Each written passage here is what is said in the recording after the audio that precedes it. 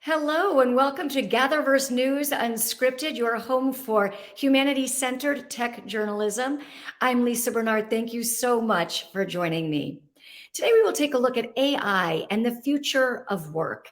With layoffs and all these developments in AI, many people are feeling threatened and feeling vulnerable, but we have an expert perspective to help us maybe feel a little bit better today. We have Danny Cohen with us. He is an award-winning staffing specialist. He is the head of STEM North America for the Impellum Group, founder of the STEM Council for Good, founder of Breaking the Glass, a leading professional program for women in tech and their allies. And he is the co-chair of 50/50 Women on Boards. Danny, thank you so much for being with me today. It is a pleasure, Lisa. Thank you for having me. So I want to start with a quote by Charles Darwin that you and I discussed. Tell me what that quote is and why it's relevant today. So I've got the quote scripted, so I know it's unscripted, but I don't want to butcher the actual the quote. So it is not the most intellectual of the species that survive. It is not the strongest that survive, but the species that is able best to adapt and adjust to the changing environment which we find itself. I think it's so fitting for today, and given the future of work, it's also been kind of my mantra in life, given the fact that I'm definitely not the strongest or most intellectual when I'm in a room, but I do adapt, and I do adapt within the principles. But given the topic that we're talking about, I just thought it was the most relevant quote for the future. It absolutely is, because many of us were raised thinking his quote was, survival of the fittest. Yeah. And in fact, this adaptation is what's so important. And we are most certainly at a time where we are all going to have to adapt, and perhaps adapt quickly. Yeah. So let's talk about work and jobs and people feeling so threatened by AI. You are someone who places people in jobs every day.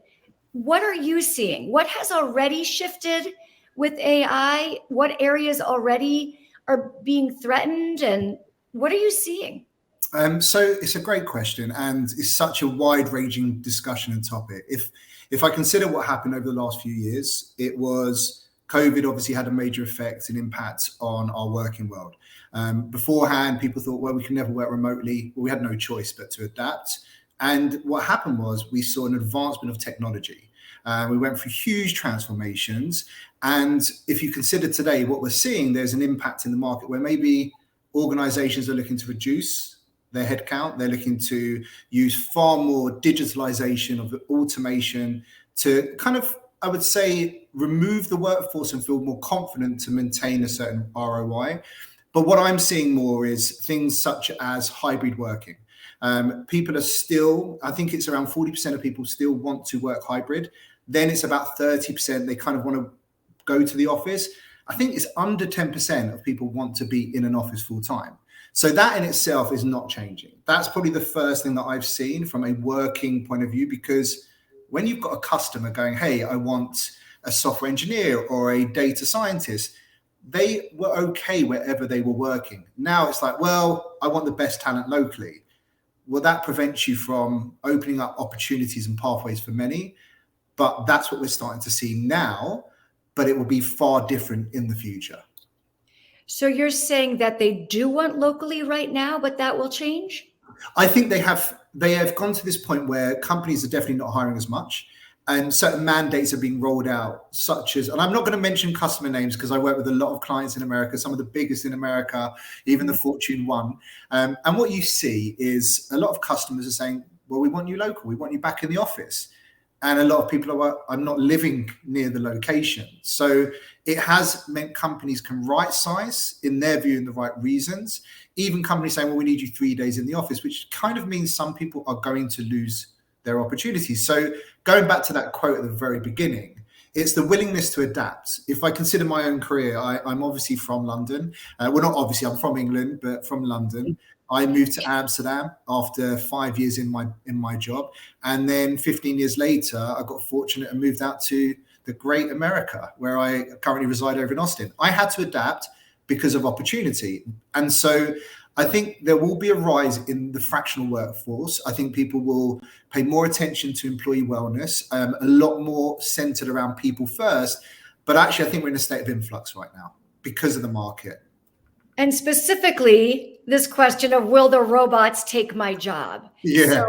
not speaking only about remote and hybrid, but specifically the technology Yeah. where there may not need to be customer service, humans answering the phones anymore. And Yeah.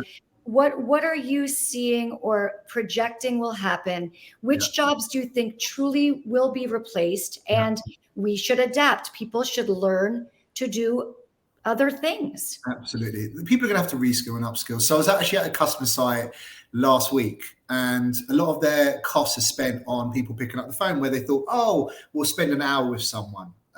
They don't want to do that anymore. So they want to automate those sort of responses. And people actually don't really want to speak to humans when they're booking a flight, for example. So that kind of gives you an indication where I was at. So what I see is office and administration roles may come obsolete. Software engineering, web development jobs may come obsolete. I mean, ChatGPT has demonstrated how good technology can be. However, I think only yesterday Elon Musk was commenting about we have to put a pause on AI development over the next 6 months because of the risk of the fact that technology is really playing a huge part in taking certain roles. But I think it's even things like in 10 years, there will be robot therapists. There will be people who the metaverse experts will be more in need. People will have to adapt. It is just part and parcel of life. And if you think about considerations of organizations, Disney, the CEO embraced technology. Kodak didn't. Nokia didn't. So I think a lot of jobs will change. There will be a need for certain different roles. And I think artificial intelligence is obviously changing the way teams work. It's changing the way we think as an organization, as any organization. But when I consider the roles, like, as I said, web development, data analysts, these sort of roles will likely be replaced. But that doesn't mean to say you will have no jobs. There would be just other jobs for you. It's funny, I was reading a meme the other day and it was like, we thought the robots would take the really rubbish jobs, the ones that are just data inputting, but they're taking our creativity as well. So you have to continuously adapt. But I do think the trends are demonstrating to us that there is so much more opportunity out there. But it's like anything. When I talk to veterans and military spouses and they're coming into the workforce, they transition over with so many years of great experience. It's just in a different industry, but it's all transferable. So I think that's going to be the sort of things that we are going to see. And our customers understand they have to be part of the transformation. And in terms of job seekers, yes, there could be increased jobs available now with new skills, but I presume AI could create jobs. For example, people who can code artificial intelligence, there's going to be a great demand for them, right?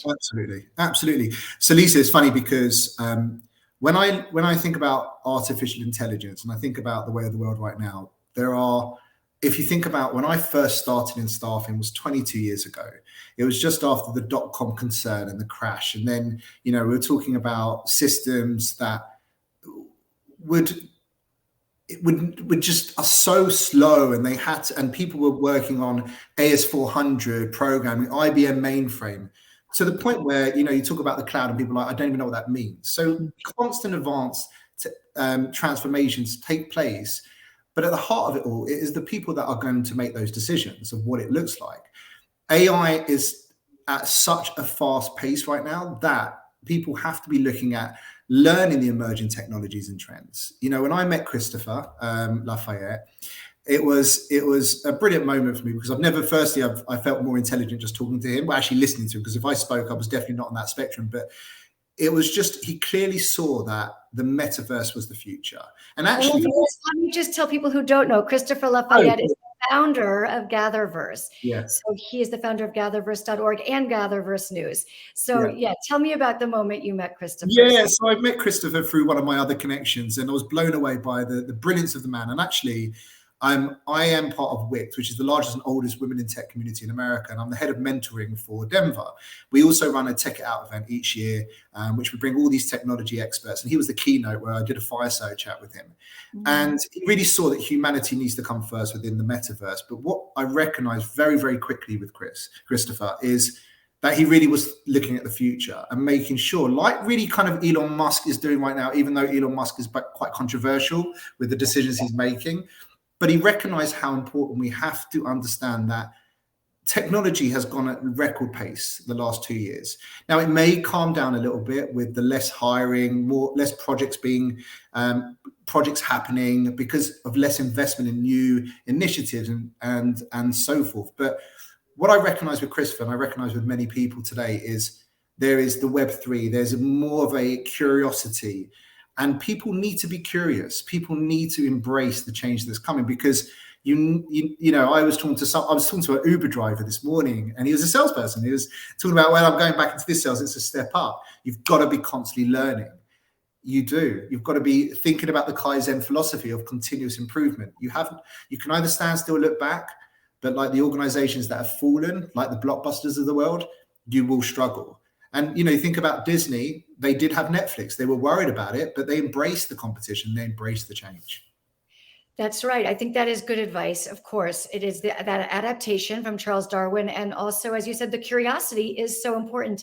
I want to shift to hear a little bit about these amazing organizations that you have helped found and have chair and help lead.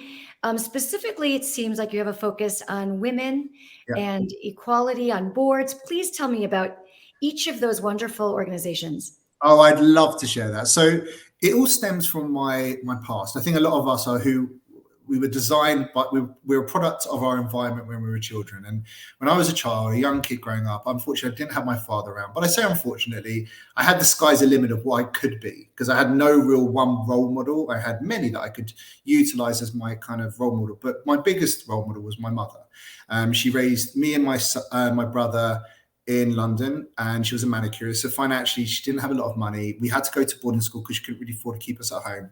But I recognized and I realized at a very young age the lack of support she had as a mother, growing through menopause, working 2 jobs, working all week, not being able to support us as young sons. And I thought, you're an amazing woman and you deserve amazing opportunities. Why is that not here today? So more than ever, I want to paint the future. I want to try to use my privilege for others. So the communities I build or I'm part of are because I want to create pathways for everyone. There is good in all societies. There's also not good in all societies, but if I can be a bit of a champion of those who deserve it, then I'd love to. And given the fact that I've been in technology staffing for 22 years, I recognize the gender equality was very low. It's actually gone worse during COVID, because there was an assumption that, well, women are at home, they have to be the mothers. Absolutely, I'm not going to swear, but you can imagine all the superlatives that I would want to use right now of how bad that looks and how unfair. Of course. Yeah, that was a huge shift in the workforce for sure. So now your work seems more important than ever. And it seems specifically with STEM, you are working to help women. And the background story of your mother is so poignant and wonderful and meaningful, and I can see how you're paying it forward. Yeah. But tell us a little bit, the 50-50 women on boards. Happy to share that, yeah. So women on boards, I'm the head of the Austin chapter, and I'm part of a larger organization, and their focus is to drive to get more women on boards. And as I said, it's gone backwards, it's regressed in the last year. And my goal is to champion, create awareness, education, and support. I was actually at a Salesforce event today. It's called Texas Streaming in Austin. And there was a Women in Tech event. And again, we're trying to create opportunities. So a big part of the Salesforce community is veterans and military spouses. And they just are giving people the opportunity, where there's a company called Meravis that gives people free 1-year training of Salesforce. The STEM Council for Good, the company I created, was to help all demographics. It wasn't just women, it was all the underserved and underrepresented.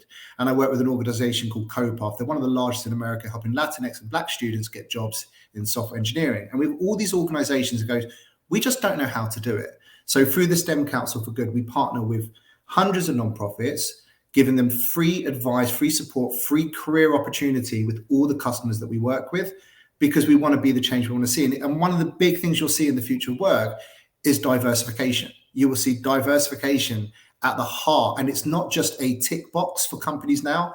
They have no choice but to do it. And so for me, it's foundational change and it's transforming people's lives. So if I can be the heart of that and you work with all the 200 and 300 recruiters we've got within the STEM brands that I support, we could change people's lives. And how I look at it is we are specialists in staffing. I want us to become the verb. When you think talent, you think us, for all the right reasons. And again, I wasn't privileged. Now I am. I need to help the mothers of tomorrow and today. So that's a big part of why I do it. It's a tremendous mission, and these people are so lucky to have you working on this for them and bringing in all your resources and all your communities. It truly is remarkable, and hopefully you do have good response. Do you feel that people are willing to help and willing to donate their time, resources? It's funny. I had a meeting the other day and I was rolling out one of our programs is called Hire Me. It's about upskilling people through a 4-step program. And one of the ladies in the call said, Danny, how am I going to be able to do 30 minutes of my time for this a week? I'm like, because it's important. That's the only thing we have to say. If we can't spend even 20% of our time giving back, then who are we? What are we? So this is where I feel we have no choice but to make a difference in the roles that we have. And we are in the top percentile of the world where we can provide opportunities. So what I've seen is that was an anomaly. That was an individual who was just like, I just don't know. I'm stressing, I'm struggling. And a lot of people right now are thinking about themselves because a lot of people have lost their jobs. So I get it. But when you're giving back, you meet people, you network, and your network is your net worth. By meeting so many people, you can create opportunities. I mean, again, there's a saying, it's not what you know, it's who you know.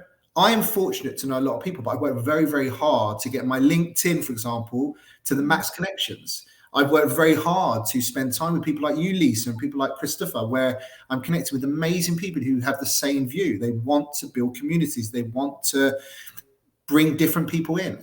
That's an amazing thing to be part of. So my ask to everyone, and call for courage rather than action, is go out and just that fear of like unknown, just do it. I promise you it gets easier. I used to have a fear of speaking in public. Now I'm like, just put me in, coach. I'm fine. I'm good. What's the worst that can happen?